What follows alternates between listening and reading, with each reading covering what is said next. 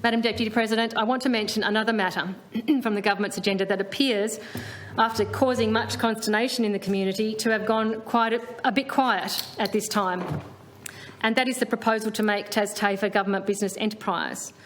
While some actions to progressing planning activities relating to Tas TAFE's capital works and online campus and rural and regional sites do appear in the government's first 100 days document, the dramatic plan to transform Tas TAFE into a GBE is not present. I spoke about this intended plan in some detail in my reply to the Premier's address in March this year, when the dramatic proposal to change Tas TAFE to a GBE was sprung on the community via a recommendation in the final PESRAC report. Along with all other recommendations in the report, this one was immediately accepted by the government, apparently without any meaningful further consultation with key stakeholders such as Tas TAFE teachers or students. Perhaps the government had assumed that the recommendation had arisen out of a thorough and wide-ranging consultation in the PESRAC process.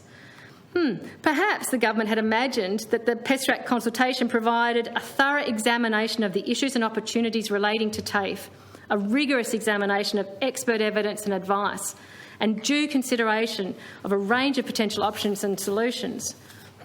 If that's what the government imagined, Madam Deputy President, when promptly they accepted that PESRAC recommendation to make Tas TAFE a GBE, it was sorely mistaken.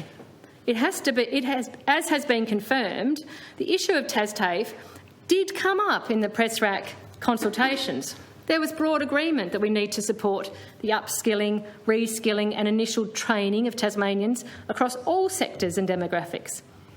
However, no robust examination of what problems actually needs to be solved or what new ways of working actually need to be adopted and to achieve this was undertaken in that PESRAC context. Therefore, no convincing case was actually prosecuted that corporatising this entity into a government business enterprise is the appropriate course of action. Put simply, I remain unconvinced of the nature or extent of the perceived Tas TAFE problem. Nor am I convinced the GBE proposal is the best way forward. Concerningly, on closer examination, it also came to light that the only submission to PESRAC that promoted this particular recommendation was made by the NCK Evers Network, of which the PESRAC chair, Don Challen, has been a key member. I remain concerned that this proposal has the clear hallmarks of a pre-COVID ideological agenda being implemented by stealth under the cover of COVID.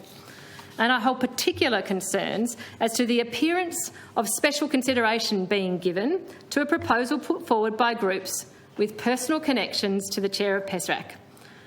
I highlight that concern, Madam Deputy President, because I know that there were many worthy community groups and community stakeholders who made submissions and valuable recommendations to PESRAC, who likely lacked a personal connection to leverage for special consideration.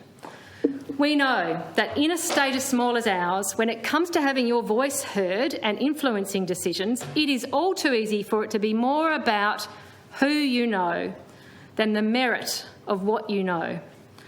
This is a dynamic that consolidates power and influence amongst a select few and leads to tainted governance.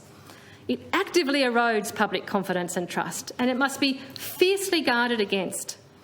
It is the duty of those in power, in decision-making roles, to take particular care to reject and avoid circumstances in which they may perpetuate this kind of exclusive and entitled approach to governance in this state, or even the perception of it. Given the doubtful provenance of the recommendation to make Tas TAFE a GBE and the disruptive uncertainty, particularly for staff and students who are the stakeholders at the centre of this proposal, it's imperative that the government provide clear and timely information on the progress of this proposal and indeed whether it still exists as a proposal.